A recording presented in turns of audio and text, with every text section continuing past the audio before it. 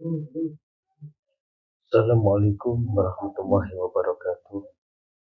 Perkenalkan, nama saya Muhammad Taufik Maulana Rahman dari kelas A Hukum Klinis Pak Yusuf Istanto SLM. Bahwasanya di sini saya akan memberi tugas tentang video yang diberikan, yaitu video 3 perundungan siswa SD yang berada di Jepara. Kita langsung saja untuk inti permasalahan dari video unggahan ramai beredar baik di YouTube maupun Twitter, yang mana menunjukkan seorang siswa SD di Jepara digelubungi dan dipukul oleh teman-temannya. Kemudian tanggapan orang tua terkait video viral tersebut, orang tua korban merasa pihak sekolah tidak menanggapi serius dan menuduh adanya perbedaan kasta sosial yang mempengaruhi respon pihak sekolah. Kemudian dari Dinas Pendidikan Jepara misalnya mengklaim hanyalah ada salah paham anak-anak, bukan bullying atau perundungan. Bahwasanya menyatakan kasus tersebut telah selesai dengan damai.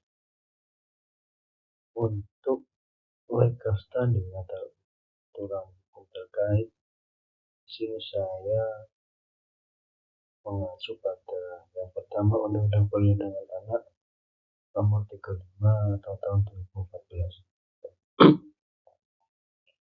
Bahwasanya menjamin perlindungan anak dari kekerasan fisik dan psikis, penganiayaan yang menimbulkan rasa sakit atau luka dapat dikenakan sanksi pidana.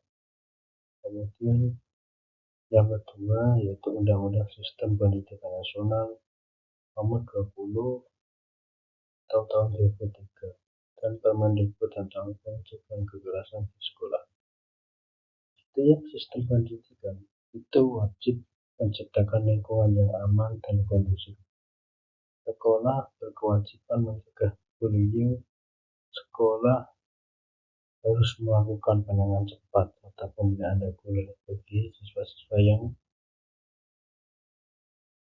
membuli maupun melakukan hal-hal yang kurang baik. Kemudian dari Kitab Undang-Undang Hukum Pidana KUHP, di sini saya mengacu pada pasal 351 tentang penganiayaan. Bahwasanya pukul memukul yang menyebabkan sakit atau luka dapat dipidana. Hukumannya ringan hingga berat tergantung akibat.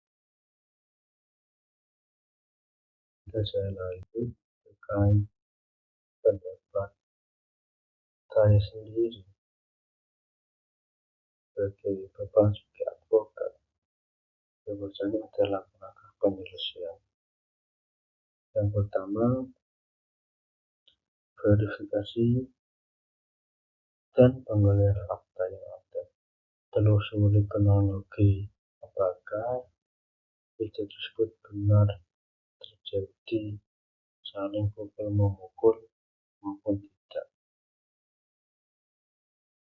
Apakah di situ ada saksi, rekaman lebih lengkap, kesaksian medis bila ada yang tidak ada luka, itu bisa melapor ke pihak sekolah.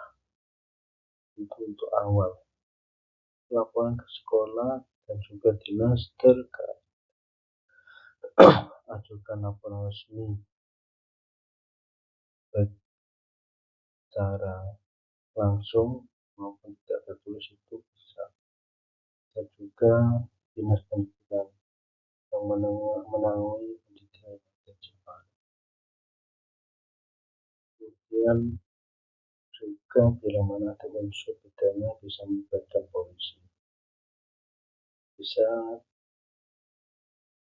memang ada bukti nyata, ada bukti seperti foto maupun bukti luka-luka dan bisa menjadi bukti untuk melaporkan ke pihak berwajib kepolisian. Polisi juga harus memeriksa saksi, memanggil pihak terlibat, menyelidiki unsur kekerasan atau tidak, memasang status 51 atau tidak. Kemudian untuk cara kekeluargaan itu bisa ditemui mediasi. Bila pihak sekolah memilih penyelesaian kekeluargaan, pastikan proses itu menyangkut tanda tangan kesepakatan para pihak. Dan rencana pemulihan kondisi psikologis anak bisa kerjasama dengan tim SOS maupun konseling-konseling yang lain. Kemudian pembinaan atau sanksi terhadap pelaku sesuai regulasi sekolah dan Permendikbud sangat perlu.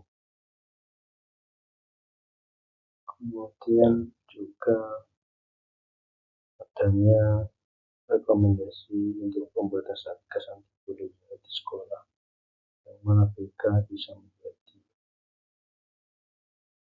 pemimpin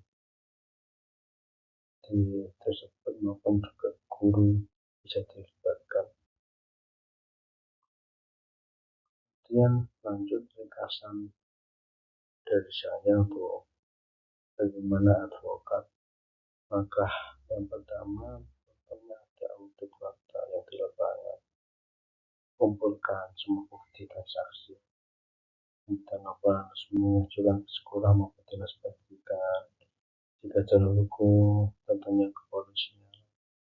Bila ada indikasi kekerasan, bila untuk kekeluargaan juga bisa mediasi, duduk bersama, buat kesepakatan para pihak, dan evaluasi kebijakan. Bahwasanya untuk bisa mengimplementasikan SOP anti-bullying. Lanjut ke kesimpulan yang dari saya, karena seorang advokat itu harus memastikan fakta yang jelas dan terverifikasi apakah benar ada kekerasan maupun tidak. Ya, sekolah tentunya dinas pendidikan bertanggung jawab sesuai regulasi nasional. Tentunya bullying itu suatu tindakan yang kurang baik, perlunya dicegah. Jika putus rantai saling membuli, karena itu efek pada siswa anak-anak itu sangat luar biasa kedepannya. Bila mana perlu tempuh jalur pidana untuk efek jerah. Kemudian juga ada namanya pendekatan yang malah bisa mencegah risiko kekerasan sehingga sekolah ke depan tentunya bisa membentuk satgas bullying maupun satgas yang lainnya terkait dengan siswa nakal maupun tindakan yang kurang baik. Mungkin itu saja sedikit dari saya, semoga bermanfaat dan bisa berguna bagi yang menonton video ini. Dari saya terima kasih. Wassalamualaikum warahmatullahi wabarakatuh.